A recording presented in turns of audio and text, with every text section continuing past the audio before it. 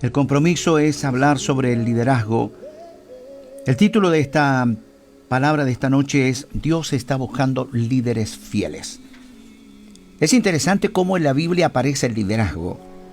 Aquí hay algo muy pero muy especial. Éxodo capítulo 19, versículo 1 al 3. Y uno puede entender que las preguntas que nos hacemos es, ¿los líderes nacen o se hacen? Hay personas que nacen con ciertas características de liderazgo innato. Es algo que viene en el ADN de la persona, viene en su personalidad, viene también en su temperamento. Tienen capacidades innatas para poder liderar. El tema es que el liderazgo hay que perfeccionarlo.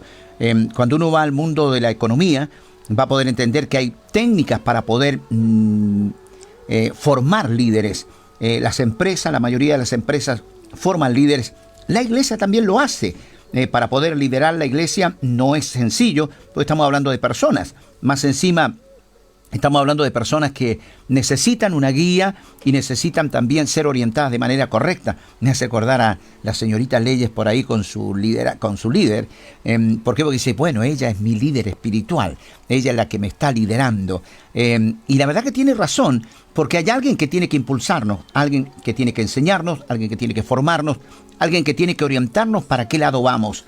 Lo peor de todo, en un país, en una familia, en una congregación, en una vida personal, es ¿dónde vas? ¿Hacia dónde te diriges? ¿Hacia dónde se dirige tu vida? ¿Hacia dónde vas? ¿Cuál es lo que tienes dentro de tu corazón para desarrollar? ¿Qué es lo que quieres para ti? Y cuando las personas por ahí dicen, la verdad no sé qué quiero, es porque no está entendiendo de que debe liderar su propia vida también con un concepto correcto en cuanto a una visión. Te tenés que preparar, te tenés que orientar, tenés que enfocar tu vida y tenés que orientarte con dirección a qué.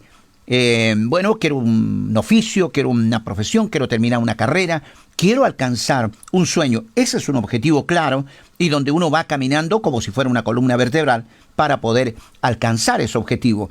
En la vida espiritual es lo mismo. Aquí hay una palabra donde Dios está escogiendo a toda la nación para que fuera nada más ni nada menos que el liderazgo de toda una nación para que el mundo lo conociera a Él. Y está llamando a toda la nación a ser usado como líderes, que lleven algo dentro de su corazón y puedan desarrollarlo en todas las naciones. Increíble, es lo que hace después con la iglesia, pero bueno, es otro tema aparte. Dios está buscando líderes fieles. Leemos la palabra del Señor. Dice Éxodo 19, versículo 1 al 3. Tengo versión lenguaje actual, que es una versión más entendible, mucho más clara y con palabras todavía mucho más comunes como las que tenemos y las que usamos siempre. Dice, los israelitas salieron de la región de Refidim en dirección al desierto del Sinaí y acamparon al pie de la montaña. Cuando llegaron allá, habían pasado 3 meses desde su salida de Egipto. Un día Moisés subió a la montaña del Sinaí para encontrarse con Dios. Cuando llegó a la parte más alta, Dios lo llamó y les dijo, dile de mi parte a los israelitas lo siguiente. Y aquí comienza esta historia. Una de las cosas que debo hacer un apéndice aquí y abrirme un poquito es, ¿qué quería Dios? Siempre Dios ha tenido dentro de su corazón el deseo de usar a todo su pueblo de la misma manera para transformar al mundo. Pero cuando todo el cuerpo no lo hace, cuando todo el cuerpo fracasa, Dios escoge a un grupo de gente fiel para que represente a todo el resto del cuerpo. Dios llama a estos pocos para que lleven a cabo sus mandamientos y así poder guiar a los muchos. Así ocurrió justamente con el pueblo de Israel. Aquí podemos ver algo interesante, porque no todos son pastores, porque no todos son ministros, porque no todos son misioneros. ¿Por qué Dios hace y llama, por ejemplo, con ciertas características a personas para que lideren un equipo, para que lideren un lugar, para que lideren una ciudad, un pueblo? ¿Por qué lo hace? ¿Por qué? Porque Dios responde a las mismas características, porque ve las mismas características en la gente para poder hacer ese llamado, porque lo que Dios ve es el corazón. Todos somos llamados justamente a comunicar el Evangelio, porque la Biblia lo dice, somos nada más ni nada menos que embajadores de Cristo para poder decirle a otros que Cristo es real, vive y está dispuesto a honrar la fe de cada persona, y la persona que crea en Él y que lo reciba en su corazón será salvo y será libre para la gloria de su nombre. Ahora, escuche esto, porque esto es muy bonito. Primer punto, si a usted le gusta escribir, Dios escoge a todo el pueblo en primer lugar. Él baja allí, desciende del lugar y lo primero que le dice es, yo quiero que vayas al pueblo y le digas esto. Ustedes han visto, esto es lo que le dice aquí, capítulo 19, versículo 4 al 6. Ustedes han visto cómo castigué a los egipcios. También han visto que ustedes los he traído con mucho cuidado hasta el lugar donde estoy. Los he traído con el mismo cuidado que tiene un águila cuando lleva sus polluelos sobre sus alas. Si ustedes obedecen mi pacto y cumplen con la parte que les toca, serán mi pueblo preferido entre todos los pueblos de la tierra. Toda la tierra me pertenece. Ustedes, escuche esto, ustedes serán mis sacerdotes ante todo el mundo y se apartarán de todo para servirme solo a mí.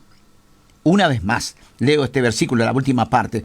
Ustedes serán mis sacerdotes ante todo el mundo y se apartarán de todo para servirme solo a mí. El Señor está haciendo algo extraordinario. ¿Por qué? Porque está haciendo algo muy, pero muy fuerte y tiene que ver también con la realidad de lo que Dios tiene para su vida. Y Dios tiene algo fuerte para usted. Dios tiene algo fuerte para su vida porque quiere hacer cosas mayores, quiere hacer cosas mejores y elige a toda la nación. Lo que está haciendo es elegir a toda la nación. Ahora, la nación no responde. Y mire lo que sucede. En primer lugar, el pueblo comete un error garrafal. El Señor está dándole la posibilidad que todos puedan ser usados, pero el pueblo toma una decisión totalmente equivocada. ¿Por qué? Porque hace cosas que no debe hacer. El Señor le había dicho, si ustedes me toman a mí como su Dios y obedecen lo que yo les digo, yo los voy a tomar a ustedes para que también me representen a mí y ustedes sean mis sacerdotes en todas las naciones. Esa era la idea. Ahora, lo primero que yo veo aquí, el pueblo en primer lugar desobedece a Dios y escoge Dios solo a aquellos que le son fieles. Porque Dios no puede escoger a gente que no está dispuesta a honrarle y a tomar la decisión de jugarse por Dios y tomar la decisión de poder representarlo a Él, porque Él es santo, 3 veces santo, y debemos hacerlo de la manera como Dios lo pide, porque ese es el único requisito. ¿Por qué? Porque guiados por el Señor vamos a hacer cosas maravillosas. En Éxodo capítulo 32, versículo 15 dice, Moisés comenzó a bajar de la montaña del Sinaí. En sus manos llevaba las 2 tablas de piedra que Dios mismo había preparado y en las que había escrito la ley por ambos lados. Cuando Josué oyó los gritos de la gente, le dijo a Moisés, se oyen gritos de guerra en el campamento. Pero Moisés le contestó, también yo escucho las canciones, pero no son de victoria ni de derrota. Cuando Moisés llegó al campamento, vio a la gente bailando.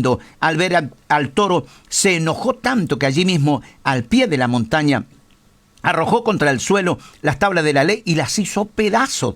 Luego fue y echó el toro al fuego, lo molió hasta hacerlo polvo y mezcló el polvo con el agua. Entonces le dijo a los israelitas, ahora beban. Después de eso le reclamó a Aarón, ¿qué daño te ha hecho este pueblo para que lo hagas pecar de manera tan terrible? Aarón le contestó, por favor no te enojes conmigo. Tú bien sabes que a este pueblo le gusta hacer lo malo. Ellos me pidieron que les hiciera un Dios que los guiara y protegiera, porque no sabían lo que había pasado contigo. Entonces le pedí oro y ellos me lo trajeron. Y yo tan solo eché el oro al fuego y salió este toro. Moisés se dio cuenta que los israelitas no tenían quien los dirigiera, pues Aarón no había sabido controlarlos. También se dio cuenta de que los enemigos del pueblo se burlarían de ellos. Así que se puso a la entrada del campamento y les dijo. Yo quiero hacer un paréntesis aquí una vez más. 3 características de personas que no saben ni pueden liderar. En este momento el líder mayor y el único líder que había era Moisés. No había otro líder. No había preparado un liderazgo porque no había formación, no había el porqué. Simplemente le dejó a su hermano el cuidado de una nación cuando él sube a la presencia del Señor a buscar los 10 mandamientos. Y es interesante porque en esta versión yo me doy cuenta de 3 cosas. 3 características de personas que no saben ni tampoco pueden liderar.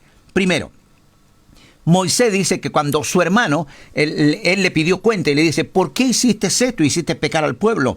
Y ellos dijeron, no, ellos me pidieron un Dios.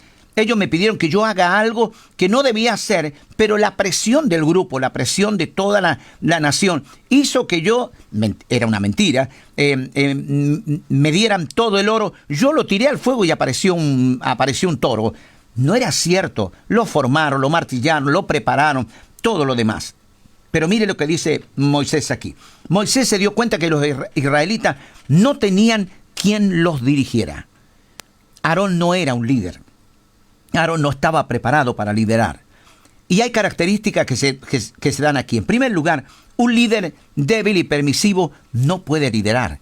Lo que Moisés está diciendo aquí es que nadie que no tenga claro lo que está bien o está mal y que no tiene la firmeza para cumplir una orden, no puede guiar un equipo y menos puede guiar a su pueblo. De ninguna manera. Vio cuando de pronto las personas son demasiado permisivas, pero bueno, déjalo, total. Al final el muchacho termina, no sé, haciendo cosas fuera de lugar, contaminado con las drogas, situaciones que son realmente feas, fuertes y terribles, simplemente por no tener por ahí la valentía y la firmeza de poder decirle, usted no sale, usted no puede hacer eso. ¿Por qué? Porque son niños, porque están sujetos, porque deben estar bajo autoridad. Ellos no sabían estar bajo autoridad. Y esto es la primera característica cuando un líder es débil y permisivo, no sabe qué está bien o qué está mal, o no tiene directamente el carácter para poder tomar la firmeza y decir, esto no se hace, esto no corresponde hacerlo, y no se pone en el lugar que corresponde. Es un problema. Aarón, que era su hermano menor, no podía liderar de ninguna manera, y ninguna persona puede liderar con características como esta, debilidad y ser permisivo. No puede liderar a nadie, porque no puede ni liderar su propia persona, y eso es un serio problema. En segundo lugar, un líder falto de carácter. Su hermano era un líder que le faltó carácter. ¿El carácter qué es? Es el temperamento domesticado, es el temperamento, permítame la palabra, templado. Es el temperamento, es como, lo he dicho muchas veces, pero vale la pena repetirlo. ¿Vio cuando un caballo está sin amansar, es un caballo salvaje? Usted puede darse cuenta que no va, ni ahí va a permitir que le pongan, no sé, un cordel, le pongan una montura o directamente le pongan algo para que sujetarle y ponerle riendas, ni ahí que lo va a aceptar. ¿Qué necesita? Necesita ser domesticado, amansado, que se le llama en el campo. Hay que amansar este caballo. Y bueno, y hay técnicas y técnicas hasta que el caballo de pronto se da cuenta, es domesticado, es amansado, tanto que luego puede colocarle una montura, se le coloca una rienda y cada vez que el que está arriba puede tirar de esa rienda, ese caballo va a hacer lo que tiene que hacer y lo que el jinete le está pidiendo que haga. ¿El caballo sigue siendo el mismo? Sí. Simplemente que ahora ahora tiene carácter, ahora ha sido domesticado su temperamento y ahora mantiene la misma briosidad, la misma fuerza, puede hacer exactamente lo mismo, pero ahora lo va a hacer bajo orden. ¿Por qué? Porque está bajo orden, porque ya ha entendido de que hay alguien que es superior y que puede tomar de las riendas y puede guiarlo. Eso es todo. Este hombre que está aquí, mi querido hermano, no puede ser un líder. ¿Por qué? Porque no tiene un carácter perfeccionado. Su temperamento lo guía a hacer lo que tal vez la presión del pueblo en ese momento le estaba diciendo: nosotros queremos un Dios y queremos un Dios como los demás. Y lo que queremos es una imagen y lo que queremos es un toro hecho de oro para poder adorarle, porque Moisés se fue arriba, hace 40 días que no aparece, 35 días que no aparece, y nosotros queremos adorar a un Dios de esta manera. Lo que está diciendo Moisés aquí, y perdóneme un minuto, cuando un líder no tiene convicciones firmes, lo que permite que los que deben ser guiados tomen decisiones que son destructivas para su vida y para su relación con Dios, no pueden liderar.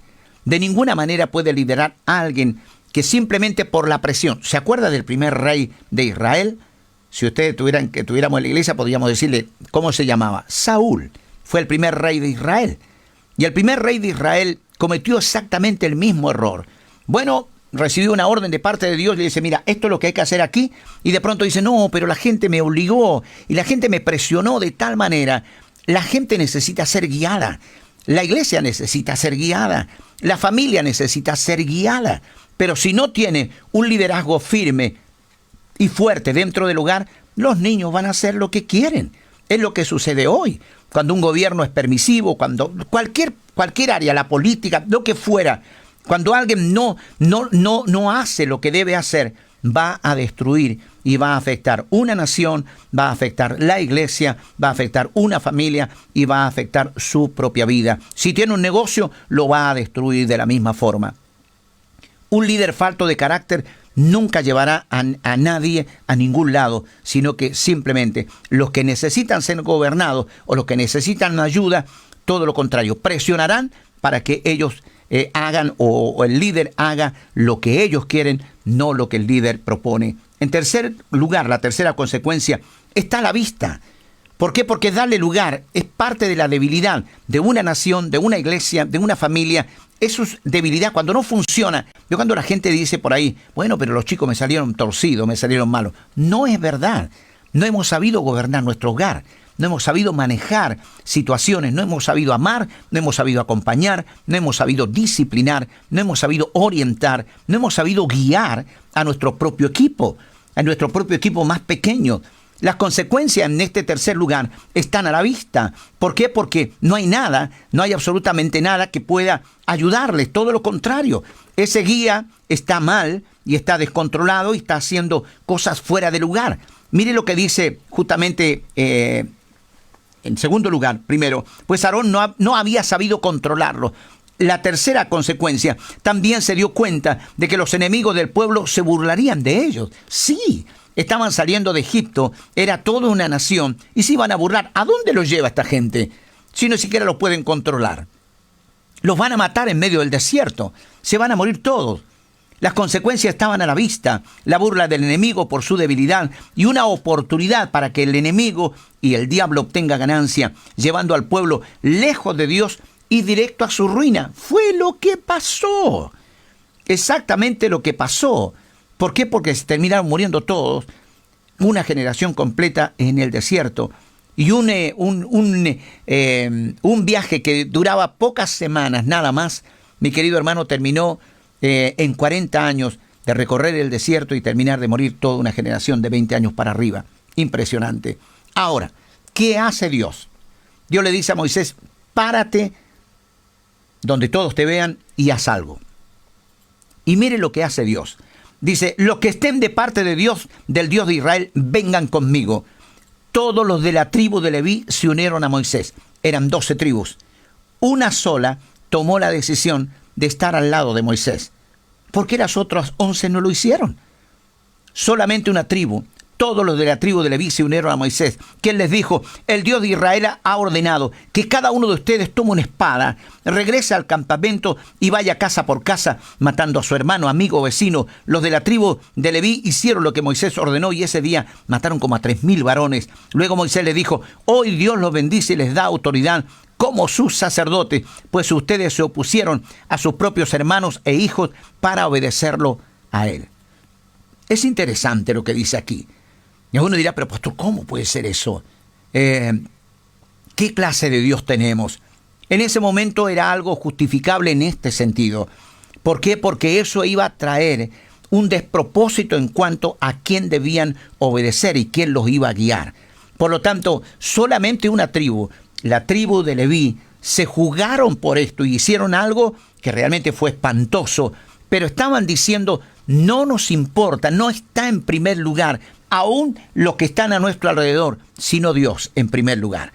Y Dios debe ser la prioridad siempre si nosotros queremos liderar la iglesia. Si nosotros queremos ser buenos líderes, Dios debe ser el primero en todos los sentidos. Y alguno dirá, pero pastor, ¿qué quiere decir? ¿Que la familia no vale nada? No. Simplemente que uno debe entender que la familia, ¿quién se la dio? ¿Se creó sola? ¿Sus padres se crearon solos? Las oportunidades que han tenido en la vida, ¿ustedes creen que la hicieron ustedes? La creó Dios. Dios le ha dado la fortaleza, le ha dado la imaginación, le ha dado la sabiduría, le ha dado la inteligencia. Y si aún Dios quisiera, hoy no existiríamos más. Directamente es eso, porque Dios es el dueño de todo. Por lo tanto, Dios está diciéndole aquí, ustedes ahora, yo los elijo para que ustedes estén en autoridad y lleven adelante el desarrollo de su vida y la lleven de la manera como corresponde, entendiendo de que yo soy su máxima autoridad. Por eso es que la tribu de Leví, si usted lo mira desde todo el Antiguo Testamento, nunca tuvo herencia. Cuando entraron a la tierra prometida, las 11 tribus tenían herencia. ¿Qué quiere decir? Tenían tierra, tenían lugar, tenían de todo. Pero los levitas eran los sacerdotes, los encargados de ministrar y pastorear al pueblo, a toda la nación, y ellos no tenían herencia. El Señor decía, yo soy su herencia. Ustedes me deben a mí, yo soy su Dios y yo los voy a sostener. Por eso que había una forma de poder sostener a la tribu de Leví. ¿Por qué? Porque era la que podía guiar a toda la nación entre uno y otro. Esa es la forma de llevar adelante el liderazgo. ¿Para qué cree que estamos nosotros? ¿Para qué cree que están los hombres de Dios, los pastores? No es para destruir a la congregación, es para orientar a la congregación, es para que conozcan mejor a Dios. Es por eso que debemos hacerlo. En tercer lugar, ¿qué debe hacer un liderazgo fiel y espiritual? Y aquí está la clave. En Josué capítulo 3, usted puede ver qué es lo que hacen ahora los sacerdotes. Ya está instituido de que los levitas sean los sacerdotes. Y cuando entran a la tierra prometida, mire el desarrollo, por favor. Dice en el capítulo 3, versículos 2 y 4, los líderes en primer lugar son los que guían y muestran el camino. El liderazgo lo que debe hacer no es hablar de Dios, es simplemente guiar al pueblo a Dios. No es guiarlo a la religión. Cristo no es religión.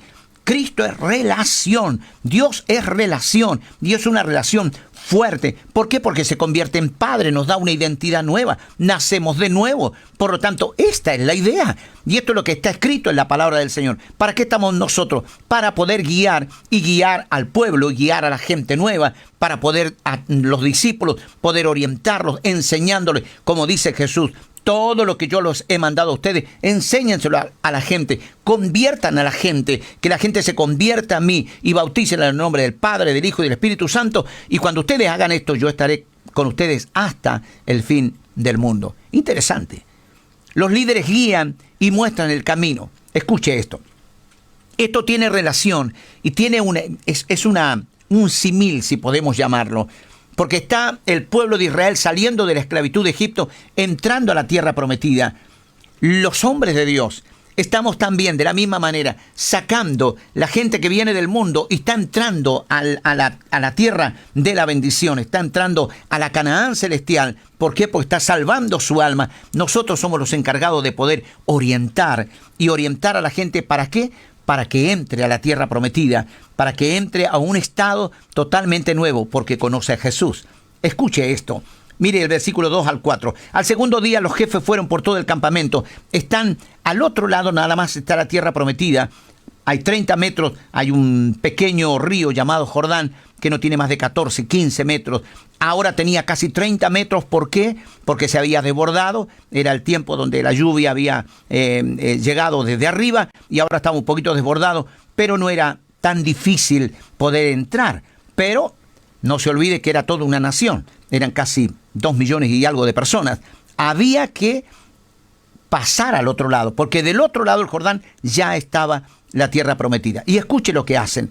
Al segundo día los jefes fueron por todo el campamento diciéndole a la gente: cuando vean a los sacerdotes salir con el cofre del pacto, levanten el campamento y síganlos. Ellos los guiarán porque ustedes no conocen el camino, pero no se acerquen al cofre. Manténganse por lo menos a 1 kilómetro de distancia, 10 cuadras.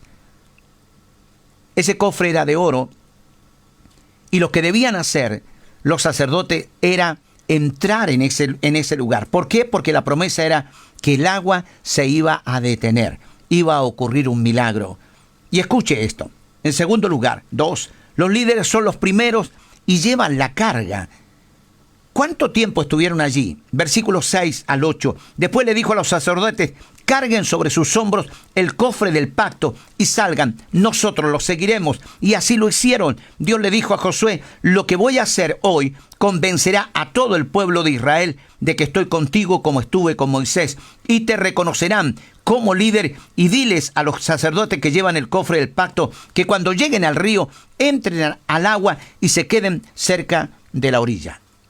Es interesante, porque apenas pisaron el agua, primero tuvieron que entrar. Entraron con el cofre y había que tener coraje para meter, no sé, hasta los tobillos, un poquito más, y ir caminando, no entendiendo dónde estaba el fondo o algo por el estilo, pero ellos llevaban allí el arca, ese grupo de hombres que eran los sacerdotes. ¿Qué es lo que llevaban? El arca, la presencia del Señor, tipificaba la presencia del Señor. Y cuando tocan el agua nada más y llegan allí y se meten los pies, el río se detiene y el río comienza como una pared a formarse y se contiene. ¿Por qué? Porque la gente y los sacerdotes se quedan en el medio para contener que el agua no pueda pasar y tocarlos y tocar a toda la gente. Entonces, ¿qué es lo que tiene el pueblo? La posibilidad de pasar al otro lado en seco. No hay agua. Y escuche esto. 3. Los líderes son hombres y mujeres de fe. ¿Por qué? Porque hacen una tarea que nadie quiere hacer. Los hombres, los líderes, son personas que toman la decisión de contener al enemigo. ¿Para qué?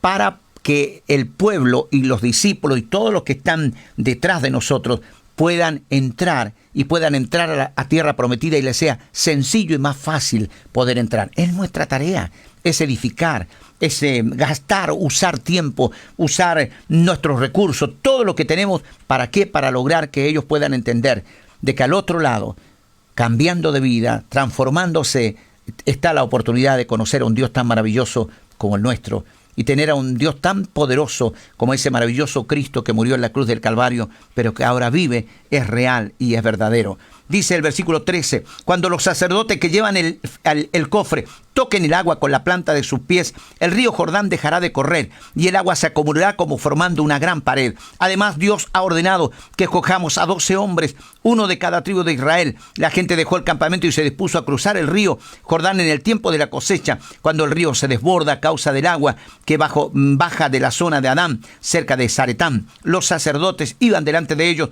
con el cofre del pacto y tan pronto como pusieron el pie en el río, el agua dejó de correr y se acumuló. Lo que corría hacia el mar muerto siguió su curso hasta desaparecer. Entonces el pueblo cruzó el río frente a la ciudad de Jericó, mientras todo el pueblo de Israel cruzaba sobre terreno seco. Los sacerdotes que llevaban el cofre del pacto se detuvieron en medio del Jordán hasta que todos terminaron de cruzar. ¿Cuánto tiempo lleva que casi 2 millones de personas pasen al otro lado y que crucen? Piensen esto, nada más. Su imaginación, imagínense, un lugar, un pequeño río como el Jordán. Tal vez alguien de los que me escuchan en esta noche fueron y vieron el río Jordán. Un arroyo pequeño, pero lógicamente que hay lodo que se ha juntado abajo. No era fácil cruzar con todo el bagaje, con los niños, con todo. Era complicado. ¿Cuánto tiempo estuvieron allí los sacerdotes? Clavados en medio de ese lugar, en medio de ese río, a 10 kilómetros, a 10 cuadras, podían ver solamente lo amarillo que brillaba de lo que era el arca, mientras esos hombres sostenían el peso del arca. ¿Cuánto tiempo estuvieron? Yo no lo pude encontrar. ¿Será un día? ¿Serán 2? Tal vez 2 días. Estuvieron ahí. Vaya qué carga. Los hombres de fe, los líderes, realmente llevan la carga. Llevaos las cargas los unos a los otros. Por eso que líder no puede ser cualquiera. No, ya me tienen harto estos líderes, estos discípulos. La verdad ya estoy cansado de soportarlos. Ya la verdad no me los banco más. ¿Cuántas veces hemos escuchado tal vez palabras como esas en boca de líderes que no son líderes? Porque el líder no habla de esa forma. El líder entiende de que le han tocado personas diferentes, que son como los hijos, que de pronto un hijo por ahí se saca puros 10, y 9, 50 y 10, es nerd, no le cuesta estudiar. El otro es medio durito, y el otro le cuesta y hay que también apretarlo un poquito y tiene que trabajar más la madre y el padre para que el niño estudie. Pero tal vez tiene otra conducta en otras áreas. A lo mejor tiene un buen oído y por ahí es un excelente músico y se destaca en un área. No son iguales, los dos son hijos suyos. Nadie puede decir lo contrario. Exactamente lo mismo con el Señor. Cuando eligió a los 12, no eligió los mejores, eligió gente simplemente del medio, gente mediocre. Pero el Señor conocía su corazón y sabían que estaban preparados para poder liderar la iglesia y poder fundar prácticamente la iglesia y poder armar la iglesia. Hoy nosotros somos el fruto de esos 12. Increíble. Nosotros somos el fruto de esos 12 porque uno se perdió. Eran 11. Pero cuando comienza el libro de los Hechos, recuerde que eligen a uno nuevo. ¿Por qué? Porque 12 significa, es un sistema de gobierno. El 12 es un sistema de gobierno, un número de gobierno. Esos 12 estaban para gobernar. De la misma manera, mi querido hermano, el liderazgo es para eso, es para poder sostener la carga, para que otros puedan pasar, para que otros puedan llegar a la tierra prometida. ¿Cuánta gente se ha salvado en nuestro ministerio en este tiempo que estamos en tiempo de pandemia? Ya hace 5 meses y casi 6 meses que estamos aquí. ¿Cuánta gente se ha salvado? ¿Cuánta gente se ha restaurado? ¿Cuánta gente ha recibido milagros? ¿Cuánta gente ha sido cambiada, transformada, su mente, su corazón y ha restaurado su relación con Dios? No lo sé, pero sé que es mucha. ¿A qué se debe? A que estamos aquí. Simplemente que estamos llevando la carga. Y alguno dirá, bueno, pero usted, porque a usted le gusta. No, me gusta, claro que estoy acá y estoy a gusto porque tengo un llamado de parte de Dios. Pero es para que otros crucen, para que otros conozcan a Dios, para que otros conozcan a Cristo. Y cuando se conoce a Cristo, la vida se transforma. En cuarto lugar, los fieles mueren a sí mismos para que otros pasen. El versículo 10 y el 11, el capítulo 4. Y los sacerdotes que llevaban el arca se pararon en medio del Jordán hasta que hizo todo lo que Jehová había mandado a Josué que dijese al pueblo, conforme a todas las cosas que Moisés había mandado a Josué. Y el pueblo se dio prisa y pasó. Y cuando todo el pueblo acabó de pasar, también pasó el arca de Jehová y los sacerdotes en presencia del pueblo. Muy interesante. ¿Por qué? Porque hasta que el último no pasó, los sacerdotes no se movieron. En el fondo del río sin descansar. La tarea de un líder, y usted lo va a poder ver el domingo por la mañana, necesita una formación, pero es un pago muy alto y es un compromiso muy alto el que tiene el que quiere ser un líder de la obra de Dios. Los líderes, ¿sabe qué? Si usted mira el mundo y usted mira a todos los presidentes de las naciones, usted los va a ver y tienen los ojos caídos, algunos encapotados, algunos enrojecidos. ¿Sabe por qué? Por el cansancio. Hoy, un grupo de líderes cansados dirige y orienta al mundo. Y la verdad que el liderazgo no es para todos. Los líderes son aquellos que soportan la carga, aquellos que llevan la carga y que llevan una carga enorme y que están siempre en el lugar de fuego, están siempre en el lugar fuerte, en el lugar donde le permite que otros puedan alcanzar la bendición de Dios. ¿Se ha fijado aún los presidentes de la República cuando de pronto hacen una buena gestión durante 4 años y uno puede decir, cuando estuvo este hombre yo pude comprar mi casa, cuando estuvo este hombre yo pude poner un negocio, cuando estuvo este hombre yo pude hacer esto? ¿Por qué? Porque su liderazgo fue bueno. En ese liderazgo yo hice esto, yo hice lo otro. Fue un liderazgo donde mucha gente fue favorecida. De la misma manera, cuando hay mal liderazgo, la gente dice, la verdad, cuando estuvo la verdad nos arruinó la vida. Mal liderazgo. En lo espiritual es exactamente lo mismo. En el fondo del río, hasta que todo el mundo pasó y se dio prisa en cruzar el río, el liderazgo estuvo en medio de ese lugar, soportando la carga y llevando la carga que le imponía la situación para que todo el mundo pudiera estar al otro lado de la tierra prometida. Para eso llamó Dios a su iglesia, para eso llamó Dios a su pueblo y al liderazgo. Sexto lugar, su objetivo era que otros se salvasen y alcanzaran la tierra de la bendición. Pero ¿sabe qué más? En último lugar, el premio siempre será para los fieles. ¿Sabe que una de las promesas más bonitas que existen en la Biblia es que los fieles serán premiados? El liderazgo fiel, el hombre fiel, la iglesia fiel, siempre recibirá el tributo mayor y recibirá una corona. La palabra del Señor lo dice de esta manera en Apocalipsis capítulo 2, y ya voy concluyendo. Apocalipsis capítulo 2, versículo 10. Sé fiel hasta la muerte, y yo te daré la corona de la vida. Sé fiel hasta la muerte, y yo te daré la corona de la vida. Y qué bueno que nosotros podamos entender que el Dios fiel, el Dios maravilloso, el Dios bueno, poderoso, siempre honrará y honrará a los fieles. Mi querido líder, mi querido varón, mi querida iglesia, has sido llamado para ser un líder. Has sido llamado para convertirte en un verdadero líder. Pero mi querido hermano, Dios honrará tu fe, honrará tu vida, honrará lo que eres. ¿Por qué? Porque si te juegas por el Señor te honrará a ti también y te dará la corona de la vida.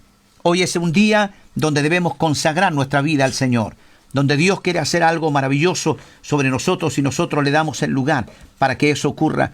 Pero va a suceder de acuerdo a la palabra de Dios, de acuerdo a lo que Dios nos propone, porque Dios quiere hacer algo mejor. Este es el día de consagrarnos al Señor.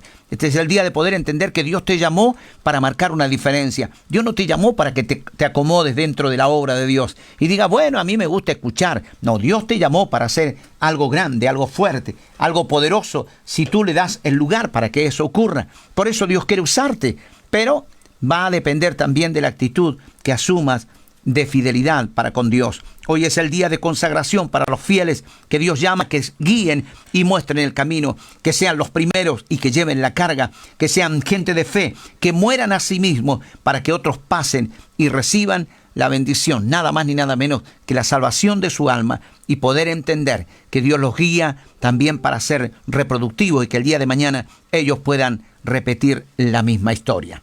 Mi querido hermano, mi querida hermana, en 2 minutos más oro por usted.